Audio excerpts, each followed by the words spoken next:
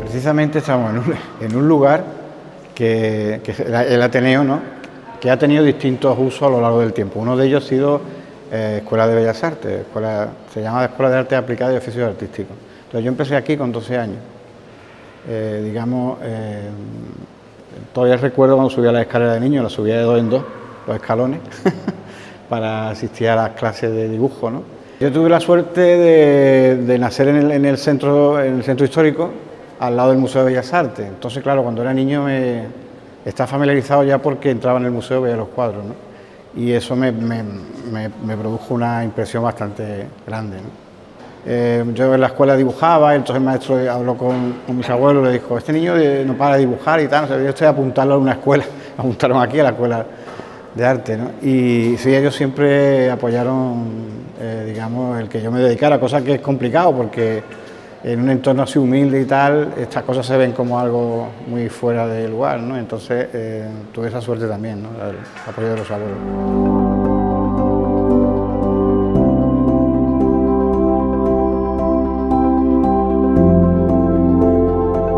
Yo recuerdo que los artistas que a mí me impactaron muchísimo en la escuela y que en cierto modo hacía que me desviara un poco de la formación académica, ¿no?, pues bueno, era Gauguin, Matisse, Van Gogh, lo que eran los postimpresionistas, ¿no?, Picasso, por supuesto. Y claro, pues eso ya, aquí teníamos todavía una formación heredera del siglo XIX, ¿no?, los dibujos de estatuas, bodegones y tal. Entonces me acuerdo que los profesores, cuando uno intentaba hacer cosas distintas, se ponían mosca, ¿no? Y bueno, era curioso, ¿no? Yo tuve como profesor a Virgilio Galán, Pablo García Rizo. Entonces eran pintores, no es como ahora que son licenciados en Bellas Artes, eran pintores profesionales que en aquellos tiempos daban clases también de pintura, ¿no? Claro, digamos, la formación que ellos tenían era una formación muy costumbrista de la pintura, ¿no? Y bueno, pero te enseñaban en definitiva los elementos de lo que es el oficio, ¿no?, la cocina y todo lo que... Y yo también le debo a ellos mucho, te enseñaban a preparar una tela, a cosas, digamos, bueno, que hoy en día ya no se suelen hacer y tal, pero que en aquellos tiempos era importante, ¿no?, conocer, ya te digo, ¿no?, todo lo que es el planteamiento técnico y demás.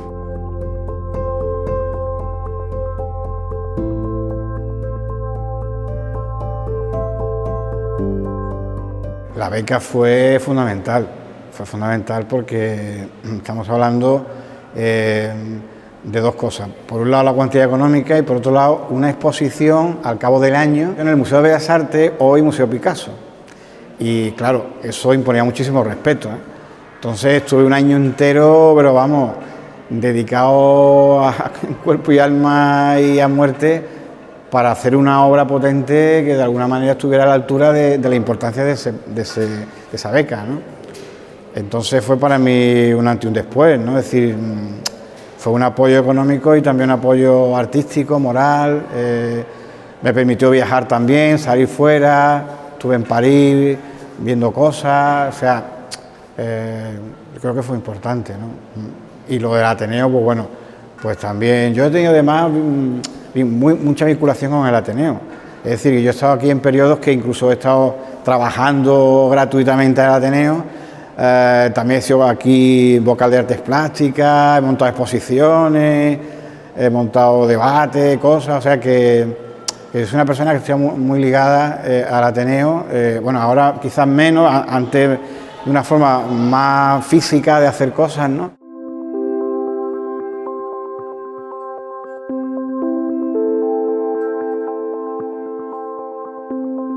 Hombre, yo conocía a Chema, pero no tenía con él la amistad que hoy en día tenemos, ¿no?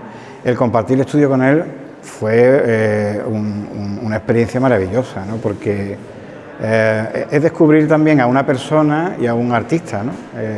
La convivencia con un artista es siempre muy enriquecedora, vamos, si se llevan bien y tal, es enriquecedora, porque él veía mis trabajos, me los comentaba, yo veía los suyos, se los comentaba, entonces había un intercambio, realmente una experiencia de crecimiento. La convivencia con artistas me parece que es una experiencia estupenda, sobre todo porque creces como persona y como artista, ¿no? Yo descubrí lo maravilloso que era Chema como persona, es un encanto, pero también descubrí el gran artista que yo ya sabía que era. Pero fue una experiencia muy enriquecedora en todos los sentidos, ¿no? Y de hecho, pues tenemos una gran amistad a raíz de esa convivencia.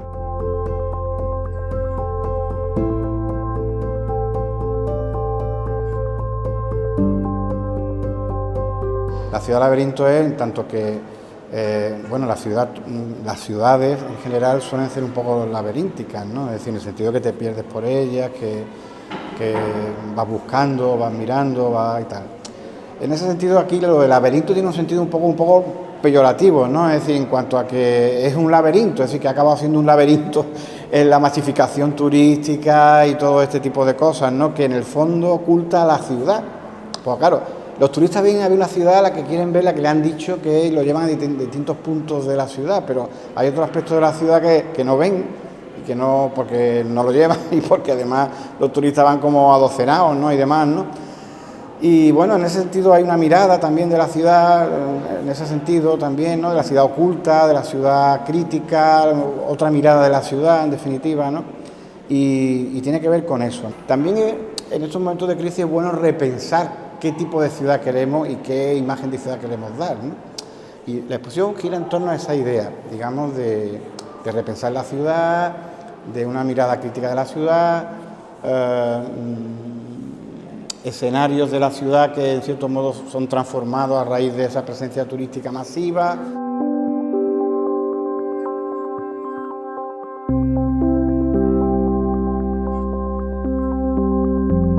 La sombra del turista alargada es esa mirada del turista que no es tan positiva, que está, digamos, vista en negativo, es decir, su presencia, como hemos dicho anteriormente, acaba modificando el paisaje y acaba incorporando elementos que no son del todo integradores, sino más bien todo lo contrario, ¿no? Digregan esa mirada del paisaje que es más profunda, que va más allá del momento, del instante, en el que además va con un aparato, ¿no? Corriendo, y digamos que tienen una visión muy rápida de la ciudad, tan rápida que prácticamente yo creo que no sé qué es lo que ven, ¿no? Entonces está planteado ahí, ¿no? Por eso aparecen ratas también, que son símbolos de muerte y tal. Incluso una parte de la ciudad. Málaga es una ciudad que da la impresión que siempre está en construcción constante, ¿no? Una ciudad que parece que siempre se está haciendo, ¿no? Seguramente a lo mejor ocurre en otras ciudades también, ¿no? Pero en Málaga muy especialmente, ¿no? Siempre está en obras, siempre es una ciudad inconclusa, ¿no?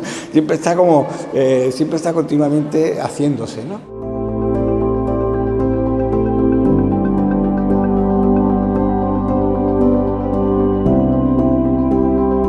Cuando hice esta obra era antes de la pandemia. Entonces, evidentemente, curiosamente, estos símbolos de calavera y símbolos negativos, de sombra y tal, estaban en mi mente, pero no me podía yo ni imaginar que se iba a hacer realidad. Es que eso no pasaba por mi imaginación, porque daba la sensación de que esto era ya para toda la vida, porque eso era como algo que esto no va a cambiar, ¿no? Y de pronto yo no me podía imaginar que un virus pudiera cambiar y llevar la obra que yo he realizado a la realidad, ¿no? O sea, de pronto se hace realidad este pensamiento de sombra, oscuro, crítico con el turismo, políticamente incorrecto. Digo, criticar el turismo, que es la gallina de los huevos de oro, pero eso a quién se le ocurre, ¿no? ¿Entiendes? Claro, un loco como yo, porque claro, no, pero sin embargo es curioso porque los artistas, ¿no? Tenemos un sexto sentido, una manera de percibir la realidad que podemos adelantarnos a cosas que todavía no han ocurrido y que pueden ocurrir, ¿no? Un poco también como los escritores, el artista en general. Yo creo que hoy más que nunca incluso hay metodologías ya de trabajo, incluso a nivel de publicidad o de otras muchas disciplinas, donde cuenta con el artista, con un escritor, con un artista, porque su visión y su mirada puede adelantarse y anticiparse a cosas que todavía no están, pero que pueden venir.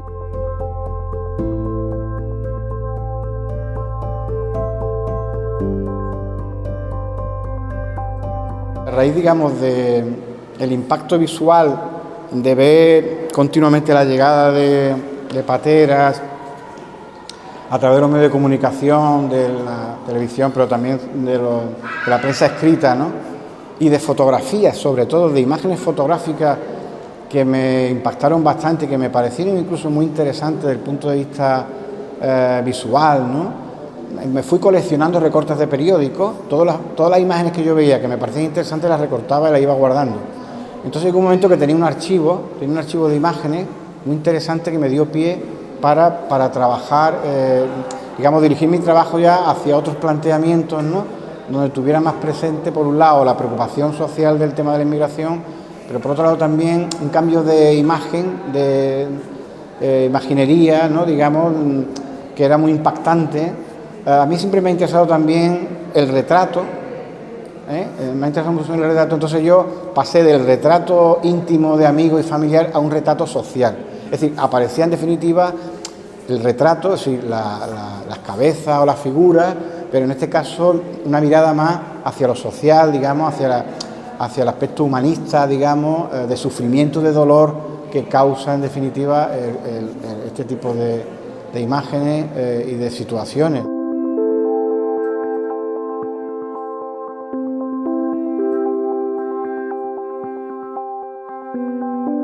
El tema de la inmigración es un tema que en el contexto europeo que tiene que ver con todos los países. No es un tema, o sea, no solamente un tema del país que reciben los inmigrantes, sino que es un problema europeo, es un problema global. Desde luego no se resuelve con levantar vallas y poner muros, aunque es lo más fácil, claro. Es un problema que implica...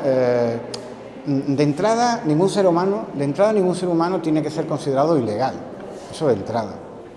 Y luego los países, por otro lado, está demostrado que también hacen un uso de la mano de obra de estas personas que vienen aquí en esas condiciones infrahumanas y que lo explotan y que además, en definitiva, hacen trabajos que nosotros no queremos hacer, sobre todo si no exactamente ahora, ha sido durante muchísimo tiempo así, ¿no? Entonces, claro, es un tema que se tiene que regularizar o que se debería de regularizar, ¿no?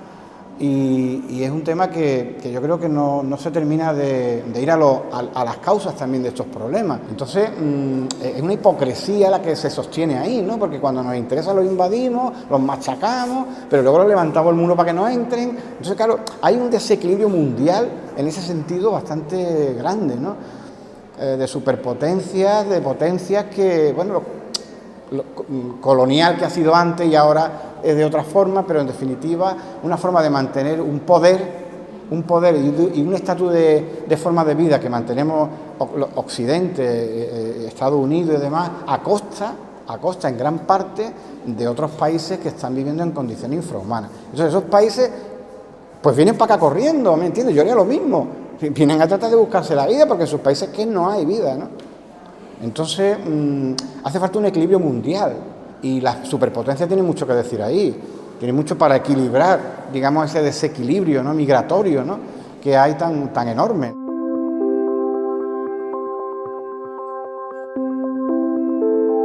Mi trabajo para mí es mi forma de entender la vida, ¿no? Es decir, que yo en ese aspecto me considero una persona privilegiada porque desarrollo una actividad en la que yo realmente crezco como persona. Aprendo, es una actividad que estás siempre en constante estado de alerta, digamos, avanzando, de inquietud, una inquietud que te abre a otras formas de conocimiento, porque el arte está relacionado con todo. Entonces, para mí es mi forma de crecer, ¿no? El arte me mantiene vivo, ¿no?